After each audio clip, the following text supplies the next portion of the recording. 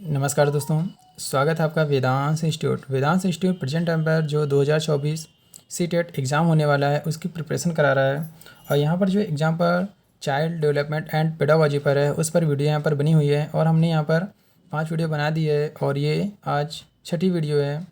और हमने जैसा कहा था कि हम आपका 1 महीने के अंदर इसका सिलेबस पूरा रिविज़न करवा देंगे। और यहाँ पर जो रिवीजन करवाए जाते हैं वो सारे क्वेश्चन कहीं ना कहीं एग्जाम पर आए हुए होते हैं और बहुत ही इंपॉर्टेंट होते हैं, और वो भी यहाँ पर कम समय में ज़्यादा क्वेश्चन कराते हैं। और यहाँ पर जैसे ऑब्जेक्टिव क्वेश्चन दिए हुए इनका सब का एक शॉर्ट मेथड दिया हुआ होता है 1 वर्ड पर, उनकी हम प्रिपरेशन यहाँ पर आपकी हम करा देंगे। तो ज़्यादा देर ना करते हुए हम अपने टॉपिक पर चलते हैं।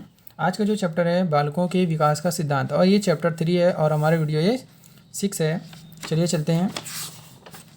तो आज का जो क्वेश्चन है, पहला क्वेश्चन है क्या है, दो व्यक्ति समान नहीं होते हैं परंतु सभी बालकों में विकास का क्रम समान होता है। सही कह रहा है कि 2 व्यक्ति समान नहीं होते हैं, उनके विकास का क्रम समान होता है, बट विकास इक्वल नहीं होता है। विकास आगे पीछे हो सकता है परंतु उनका क्रम नहीं होता है। क्रम एक सीरीज होता है सब में इक्वल, बट आगे पीछे हो सकता है। किसी बच्चे पर विकास पहले आता है, किसी बच्चे पर बाद में आता है। जैसे कि कोई बच्चा होता है कि 1 साल पर बोलने लगता है और किसी बच्चे को बोलने पर, कोई भी चीज़ उच्चारण करने पर 3 साल भी लग जाते हैं, 5-5 साल भी लग जाते हैं। तो एक बार से विकास आगे पीछे हो सकता है बट क्रम नहीं आगे पीछे होता है। तो ऐसा किसने बोला है? गैरोल ने बोला है। विकास की प्रक्रिया पूर्व निश्चित दिशा में आगे बढ़ती है। क्या कह रहा है? एक जो विकसित विकास है वो एक निश्चित दिशा में आगे बढ़ती है। तो यह कथन बाल विकास के क्या अनुसरण करता है? तो यहाँ पर किस प्रकार का अनुसरण करता है? विकास की दिशा का सिद्धांत। कौन सा सिद्धांत पढ़ रहा है यहाँ पर? विकास की दिशा का सिद्धांत। अगला क्वेश्चन देखते हैं। बाल विकास को प्रभावित करने वाले कारक। बाल विकास को प्रभावित करने कुछ कारक ऐसे होते हैं, कुछ कारक ऐसे होते हैं कि बालक को अंदर से प्रेरित करते हैं, बट कुछ प्रभाव ऐसे होते हैं जो बाहरी दुनिया से, मतलब माता पिता द्वारा, समाज द्वारा, टीचरों द्वारा एक प्रेरक के जैसे काम करते हैं लोग और प्रभावित करते हैं। तो आंतरिक कारक एवं बाह्य दोनों प्रकार के कारक होते हैं। अगला क्वेश्चन। बाल विकास का जो सिद्धांत यह बताता है कि बालकों का विकास उनके डैश के अनुरूप होता है। जो बालकों का विकास होता है वैयक्तिक अंतर का सिद्धांत कहलाता है। बाल विकास के कौन सा सिद्धांत बताता है कि बालकों का विकास जो होता है वैयक्तिक अंतर का सिद्धांत होता है। अगला क्वेश्चन। बालक के व्यक्तित्व के सर्वांगीण विकास के लिए आवश्यक है। व्यक्ति के सर्वांगीण विकास के लिए क्या आवश्यक है? एक प्रकार से शिक्षक को उसके व्यवहार का नॉलेज होना चाहिए, कि उसके व्यवहार की जानकारी शिक्षक को होना चाहिए कि बच्चा किस प्रकार से हाव भाव कर रहा है, किस प्रकार से बातचीत कर रहा है, अपने मित्रों से किस प्रकार से बिहेवियर कर रहा है, हमारे साथ कैसा कर रहा है। तो ये जानकारी एक टीचर को अपने बच्चे के प्रति होनी चाहिए। एक भावात्मक रूप से संतुलित छात्र होता है। भावात्मक रूप से संतुलित छात्र कैसा होना चाहिए? कि बच्चा क्लास पर शांतिपूर्वक बैठता है और जो टीचर पढ़ाता है उस बच्चे को समझ में आता है और टीचरों से एक मित्रपूर्ण व्यवहार करता है। तो कक्षा कक्ष में अपने सहपाठियों से मैत्रीपूर्ण संबंध रखता है। कौन सा छात्र? जो भावात्मक रूप से संतुलित छात्र होते हैं। अगला क्वेश्चन। यदि एक विद्यार्थी कोई प्रश्न पूछता है जिसका उत्तर आपके पास नहीं है, आप क्या करेंगे? तो टीचर से यदि कोई बच्चा प्रश्न पूछता है बट टीचर उतनी समय उसके पास आंसर नहीं होता है, तो टीचर मना नहीं करेगा कि हम नहीं बताएंगे और ये कैसा क्वेश्चन लेकर आए हो। टीचर ये कहता है कि ठीक है, इसका हम जवाब ढूंढ कर अगले दिन देंगे। ठीक है दोस्तों, तो प्रश्न का जवाब ढूंढकर अगले दिन उसे बताएंगे। अगला क्वेश्चन। एक बालक के व्यक्तित्व के मापन की सर्वाधिक वस्तुनिष्ठ विधि। तो बालक के व्यक्तित्व के मापन की बात कर रहे हैं तो सबसे अच्छी विधि कौन सी होनी चाहिए? वो होती है प्रक्षेपीय विधि। अगला क्वेश्चन। विद्यार्थियों को दिए जाने वाले परामर्श की सर्वाधिक उपयोगिता यह है कि यदि विद्यार्थी को, बच्चे को जो परामर्श दिया जाता है उसके सबसे ज़्यादा उपयोगिता क्या करता है? बच्चे का आत्मविश्वास बढ़ता है, उनमें आत्मविश्वास की क्या होती है? अभिवृद्धि होती है। शिक्षा मनोविज्ञान की प्रकृति कैसी है? शिक्षा मनोविज्ञान की प्रकृति कौन सी होती है? विद्यात्मक विज्ञान होती है। एक प्रकार से क्या है? शिक्षा मनोविज्ञान कैसी है? एक विद्यात्मक विज्ञान है। शिक्षक की भूमिका है, यहाँ पर क्या कह रहा है? शिक्षक की भूमिका है। शिक्षक की भूमिका क्या होती है? ज्ञान निर्माण का सरलीकरण करना। अर्थात जैसे कि बच्चे को कोई टॉपिक नहीं समझ में आता है तो बच्चा क्या करता है? टीचर से पूछता है तो टीचर भी समझाता है, बट बच्चे को नहीं समझ में आता है तो टीचर का एक काम होता है उसको अपनी सरल भाषा में समझाए ताकि बच्चे को समझ में आए। तो यही वही चीज़ है यहाँ पर, ज्ञान निर्माण का सरलीकरण करना। शिक्षा का उद्देश्य होना चाहिए, शिक्षा का उद्देश्य क्या होना चाहिए? ऐसी शिक्षा देना चाहिए कि बच्चे को व्यवहारिक जीवन में उसका उपयोग कर सके। विद्यार्थियों को व्यवहारिक जीवन के लिए तैयार करना, मतलब कि एक फ्यूचर के हिसाब से बच्चों को तैयार करना कि हाँ अपने फ्यूचर को वो अपनी इस शिक्षा को अपने फ्यूचर पर इस्तेमाल कर सके और अपना फ्यूचर बेहतर बना सके। तो ऐसी शिक्षा देनी चाहिए। एक उत्तम कक्षा शिक्षक कैसा होता है कि एक टीचर एक कक्षा को अच्छी कैसे बना सकता है और उत्तम कक्षा शिक्षक कैसा होना चाहिए। छात्रों को पारस्परिक संवाद के लिए प्रोत्साहित करना चाहिए। कहने का मतलब ये है कि मान लेते हैं कि कोई लेक्चर देना है किसी बच्चे को, तो ऐसी चीज़ों में बच्चों को प्रोत्साहित करना चाहिए। बच्चे कुछ होते हैं कि नहीं जाते, स्टेज पर नहीं खड़े होते हैं, सही बच्चों के सामने कुछ नहीं बोल पाते, बट अकेले में बहुत कुछ एक दो लोग बच्चे होते हैं तो आपस में खूब बतियाते हैं, बट एक ग्रुप होता है पूरे क्लास के सामने खड़े होकर बोलने की हिम्मत नहीं बच्चों पर होती है। तो इसके प्रति क्या होना चाहिए टीचरों को कि छात्रों को पारस्परिक संवाद के लिए प्रोत्साहित करना चाहिए। प्रोत्साहित का मतलब ये हुआ कि उसको प्रेरित करना चाहिए कि जाओ अभी जितना बोलना है उतना बोलो, दोबारा बोलना नहीं बनता है तीसरी बार बोलना, इस प्रकार से प्रोत्साहित करना चाहिए ताकि बच्चे को फ्यूचर पर कोई भी लेक्चर देना हो तो उसको हेजिटेशन न हो। ठीक है दोस्तों, अगला क्वेश्चन क्या है? शिक्षा प्रभावी हो जाती है यदि छात्र केंद्रित अनुदेशन और अंतःक्रियात्मक विधियों का उपयोग किया जाए। शिक्षा कब प्रभावी होती है? जब वो छात्र केंद्रित हो, मतलब कि बालक के अनुसार हो, छात्र केंद्रित हो और अंतःक्रियात्मक विधियों का उपयोग किया जाए। अगला क्वेश्चन क्या है? सामान्यतः छात्रों में पठन पाठन के लिए विशिष्टताएं होती हैं। तो यहाँ पर सामान्यतः छात्रों में किस प्रकार की विशिष्टता होती है पठन पाठन के लिए? अधिगम में क्रियाशीलता हो, छात्रों में सीखने की योग्यता हो और स्वयं क्रिया करके नवीन अनुभव द्वारा ज्ञान निर्माण करना। मतलब कि अधिगम में क्रियाशीलता हो, कोई भी चीज़ लर्निंग या काम करने के प्रति एकदम एक्टिव होना चाहिए बच्चे को, और छात्रों में सीखने की योग्यता हो कि बच्चे कोई भी चीज़ बच्चे को सिखाया जाता है और वो सीखने के योग्य है कि नहीं, और वो कोई भी काम करता है स्वयं क्रिया करके नए नए अनुभव प्राप्त करे तो नए ज्ञान का निर्माण करता है। तो ये सारे एक्टिविटी बच्चों के अंदर होना चाहिए, सारी विशिष्टता बच्चों के अंदर होनी चाहिए कि अधिगम में क्रियाशीलता, छात्रों में सीखने की योग्यता, स्वयं कोई कार्य करके नए नए अनुभव प्राप्त कर एक ज्ञान का निर्माण करना। अगला क्वेश्चन, एक छात्र को मार्गदर्शन के लिए एक अध्यापक को जानना आवश्यक है। छात्र को मार्गदर्शन यदि प्रदर्शित करना है तो अध्यापक को कोई चीज़ जानने के लिए अति आवश्यक होती हैं। कौन सी चीज़ें वो हैं? अधिगम की कठिनाई को बच्चा किसी चीज़ को समझ पा रहा है कि नहीं समझ पा रहा है, उसको सरल ढंग से या कठिन तरीके से कैसे समझ पा रहा है, उसके व्यक्तित्व के बारे में, ठीक, और उसके घर के वातावरण के बारे में कि वो उसके घर का वातावरण कैसा है, कि उसके पेरेंट्स पढ़े लिखे हैं या नहीं पढ़े लिखे। यदि किसी के बच्चे के पेरेंट्स पढ़े लिखे होते हैं तो उनको ज़्यादा दिक्कत नहीं होती, बट पेरेंट्स पढ़े लिखे नहीं होते तो बच्चों को बहुत सी समस्याओं का सामना करना पड़ता है कोई भी टॉपिक समझने में। अगला क्वेश्चन देखते हैं, शिक्षकों को शिक्षण विधियों को अभ्यास में लाना चाहिए। शिक्षकों को कौन सी विधियाँ अभ्यास में लाना चाहिए? कौन सी शिक्षण विधियाँ अभ्यास में लाना चाहिए? अंतःक्रियात्मक विधियाँ। कौन सी दोस्तों? अंतःक्रियात्मक विधियाँ। कक्षा का एक शरारती बालक अन्य छात्रों को परेशान करता है। एक अध्यापक को उसकी समस्या का कारण जानने हेतु किस विधि का प्रयोग करना चाहिए? यदि कक्षा में कोई बच्चा शरारत करता है, दूसरे बच्चे को परेशान करता है, वो सही से पढ़ता नहीं है, कोई ना कोई शरारत करता है, तो एक टीचर का काम होता है कि बच्चे के विषय में व्यक्तिक अध्ययन, मतलब कि एक बच्चे को सामने बैठा करके उसके विषय में अध्ययन करना। तो यहाँ पर किसी व्यक्ति को सामने, मतलब एक व्यक्ति है तो उसको बोलते हैं व्यक्तिक।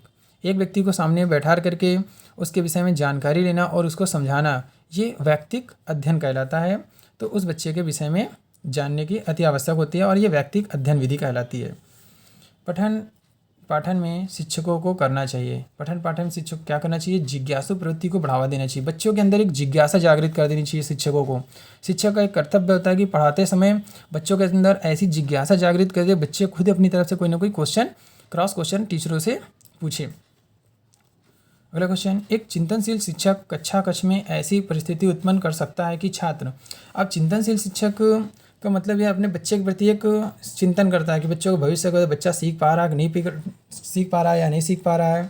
तो एक चिंतनशील शिक्षक कक्षा कक्ष में ऐसी परिस्थिति उत्पन्न कर सकता है कि छात्रों और शिक्षकों में पारस्परिक अंतःक्रिया को प्रोत्साहन मिले। छात्रों और शिक्षकों में पारस्परिक अंतःक्रिया को प्रोत्साहन मिले। अगला क्वेश्चन देखते हैं, अनुकूलीय एवं सकारात्मक व्यवहार के लिए, अनुकूली एवं सकारात्मक व्यवहार के लिए छात्र में जीवन कौशल आवश्यक है। अनुकूली एवं सकारात्मक व्यवहार के लिए छात्र में जीवन कौशल आवश्यक है। कैसा कौशल आवश्यक है? निर्णय लेने की योग्यता। बच्चों के अंदर एक खुद निर्णय लेने की योग्यता होनी चाहिए और जागृत कर देनी चाहिए। भावनाओं और तनाव के साथ सामंजस्य, मतलब कि भावनाओं और तनाव के साथ भी सामंजस्य, मतलब किसी प्रकार से बच्चे के अंदर कोई संघर्ष या कोई टेंशन है या तनाव है तो उस पर बच्चा हार न माने और उसका सामना करे। भावनाओं और तनाव के साथ सामंजस्य होना चाहिए। आगे देखते हैं दोस्तों। अगला क्वेश्चन है शिक्षकों की भूमिका। शिक्षकों की भूमिका कैसी होती है, ये पीछे पढ़ चुके हम लोग। छात्र केंद्रित क्रिया होनी चाहिए, इस पर आधारित होना चाहिए। आधारित हो, अंतः क्रियात्मक अधिगम का सृजन होना चाहिए। और क्या होना चाहिए? अंतः क्रियात्मक अधिगम का सृजन करना। अगला क्वेश्चन, शिक्षार्थी जो पहले सीख चुके हैं उसकी पुनरावृत्ति और प्रत्यास्मरण में शिक्षार्थियों की मदद करना महत्वपूर्ण है। सही कह रहे हैं कि जो पहले सीख चुके हैं उसका रिवीजन करा देना, पुनः स्मरण करा देना, तो ये सब इम्पॉर्टेंट होता है। तो इसका क्या होता है? नई जानकारी को पूर्व जानकारी से जोड़ना, मतलब कि जब हम कोई नई जानकारी देते हैं तो बच्चों का रिवीजन करा देते हैं पहले दी गई जानकारी का, और इसके पहले जो जानकारी दी गई है और जो नई जानकारी दी जा रही है उनको एक दूसरे से जोड़ देना और सीखने को समृद्ध बनाता है। क्या कह रहा है? नई जानकारी को पूर्व जानकारी से जोड़ना सीखने को समृद्ध बनाता है। अगला क्वेश्चन देखते हैं।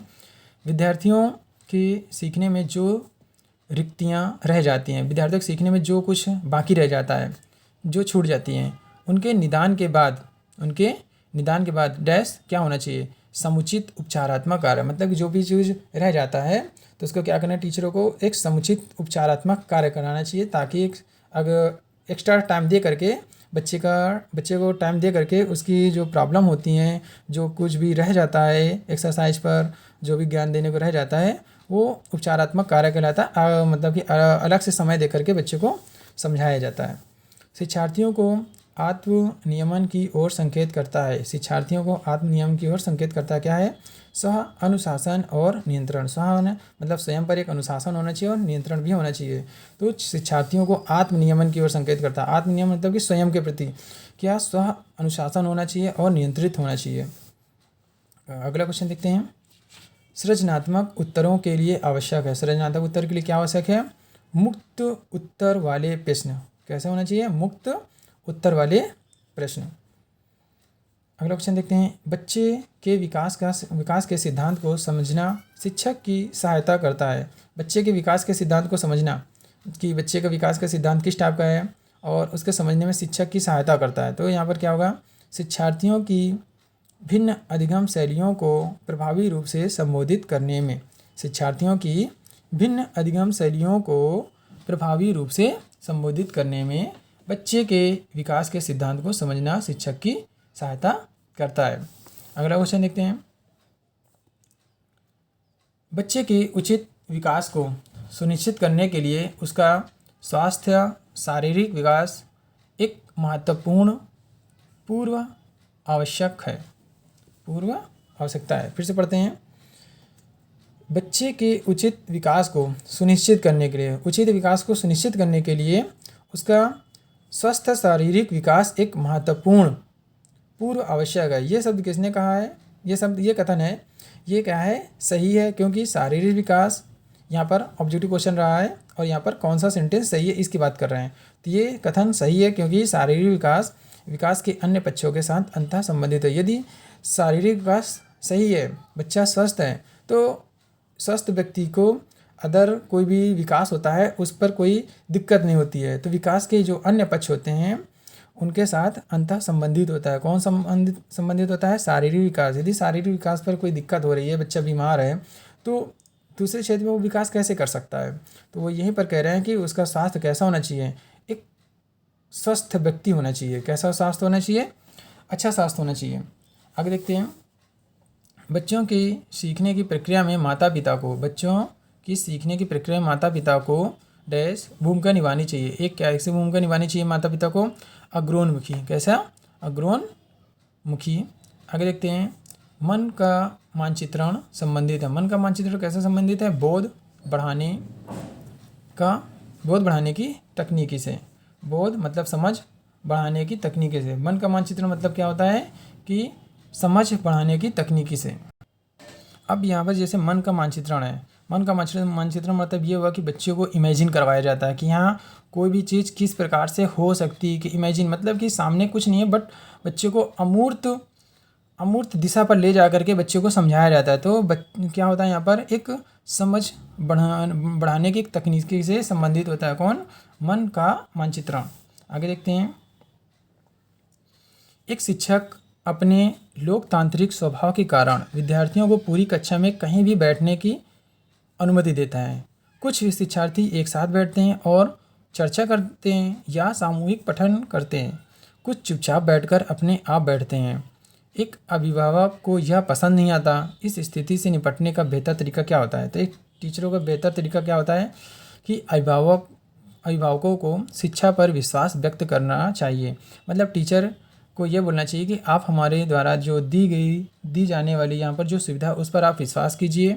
शिक्षक के साथ सामंजस्य पर चर्चा करनी चाहिए। यदि टीचर आता है अभिभावक आता है और टीचर से इस प्रकार की बातें बोलता है तो टीचर क्या करना चाहिए? अभिभावक को संतुष्ट कर देना चाहिए। नहीं, आप टेंशन मत करिए, ये जो यहाँ पर सिस्टम चल रहा है, ये जो तकनीकी अपनाई जा रही है बच्चों के इस प्रकार से बैठने के लिए, ये बच्चों पर क्या होगा कि कोई भी टॉपिक समझने पर और बच्चों को कोई बोरिंग ना महसूस हो, क्लास पर उसको अच्छा महसूस होगा।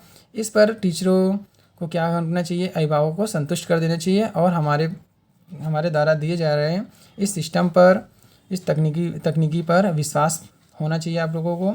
शिक्षक के साथ सामंजस्य पर चर्चा करनी चाहिए। आगे देखते हैं। प्राथमिक स्तर पर एक शिक्षक में सबसे महत्वपूर्ण विशेषता होनी चाहिए। कैसे होनी चाहिए? धैर्य होनी चाहिए और दृढ़ता होनी चाहिए। प्राथमिक स्तर पर एक शिक्षक में सबसे महत्वपूर्ण विशेषता क्या होनी चाहिए? धैर्य होनी चाहिए और दृढ़ता होना चाहिए कि कार्य करते रहो, एक दिन सफलता मिलेगी। धैर्य होनी चाहिए और उस पर लगे रहो, दृढ़ता होनी चाहिए। शिक्षा के क्षेत्र में पाठ्यचर्या शब्दावली डैश की ओर संकेत करती है। शिक्षा के क्षेत्र में पाठ्यचर्या शब्दावली किस ओर संकेत करती है? विद्यालय का संपूर्ण कार्यक्रम जिसमें विद्यार्थी प्रतिदिन अनुभव प्राप्त करते हैं, इस ओर संकेत करती है। कौन? पाठ्यचर्या शब्दावली। आगे देखते हैं। एक शिक्षक को अपने विद्यार्थियों की क्षमताओं को समझने का प्रयास करना चाहिए। सही कह रहा है कि एक शिक्षक को अपने विद्यार्थियों की क्षमताओं को समझने का प्रयास करना चाहिए। इस उद्देश्य के संबंध में क्षेत्र क्या होता है? इस उद्देश्य के संबंध में क्षेत्र है, ये क्या है? शिक्षा मनोविज्ञान होती है कि वो शिक्षा मनोविज्ञान का यूज करके ही तो एक टीचर क्या करेगा? विद्यार्थियों की क्षमताओं को समझेगा। ठीक है दोस्तों, तो वहाँ पर जो एक क्षेत्र है वो शिक्षा मनोविज्ञान का क्षेत्र होता है। इसके अकॉर्डिंग शिक्षक क्या करेगा? विद्यार्थियों की क्षमताओं को जांचेगा, परखेगा और समझने का प्रयास करेगा। अगला क्वेश्चन देखते हैं। श्वेता अक्सर घर ज़्यादा बात नहीं करती है। श्वेता नाम की लड़की अक्सर घर पर ज़्यादा बात नहीं करती, लेकिन विद्यालय में वो काफ़ी बात करती है। ये दर्शाता है कि उसके विचारों को विद्यालय में मान्यता मिलती है। मतलब कि उसके द्वारा जो बोला जा रहा है विद्यालय में मान्यता मिलती है। बट वही चीज़ यदि बच्चा घर पर बोलता है तो किसी न किसी प्रकार से उसको गलत ठहरा दिया जाता है या डांट दिया जाता है। तो घर पर मान्यता नहीं मिलती है तो बच्चा क्या करेगा? ज़्यादा नहीं बात करेगा और वो स्कूल में अपने सहपाठियों के साथ या टीचरों के साथ बात करेगा। एक बच्चा कक्षा में प्रायः प्रश्न पूछता है। उचित रूप से इसका अर्थ है एक बच्चा कक्षा में प्रायः मतलब लगातार रोज़ कोई ना कोई प्रश्न पूछता है। उचित रूप से इसका अर्थ है कि वह अधिक जिज्ञासु, कोई भी चीज़ जानने के लिए उसके अंदर जिज्ञासा बहुत ही अधिक मात्रा में है, इसलिए वो प्रायः प्रश्न पूछता रहता है। एक बच्चा प्रायः सहपाठियों के साथ झगड़ता है, आप क्या करेंगे? बच्चा सहपाठियों के साथ झगड़ता रहता है, आप कारण पता लगाने का प्रयास करेंगे तथा उसे परामर्श देंगे। अगला क्वेश्चन देखते हैं। शिक्षक को ज्ञान होना चाहिए। कैसा ज्ञान होना चाहिए? अध्यापन विषय एवं बाल मनोविज्ञान का। हाँ, अध्यापन विषय वो अपने सब्जेक्ट पर एक पकड़ होनी चाहिए शिक्षक को, और बाल मनोविज्ञान का भी ज्ञान होना चाहिए। बाल मनोविज्ञान के जरिए ही एक शिक्षक क्या करता है? अपने बच्चों की क्षमताओं को जांचता है कि हाँ बच्चे के अंदर कैपेसिटी कैसी है, कि हमारे द्वारा पढ़ाया गया जो टॉपिक है वो बच्चे को समझ में आ रहा है या नहीं आ रहा है, या उसको सरल ढंग से हम समझाएं। तो अध्यापन विषय एवं बाल मनोविज्ञान का ज्ञान एक टीचर को होना चाहिए। ठीक दोस्तों, आज हमारी ये वीडियो हो गई है। अभी इसका एक नेक्स्ट पार्ट बाकी है जिसका हम अगला वीडियो बनाएंगे। ठीक है दोस्तों, तो आज के लिए सभी लोगों का धन्यवाद। जल्द ही हम नेक्स्ट वीडियो पर मिलते हैं। तब तक के लिए सभी लोगों का नमस्कार।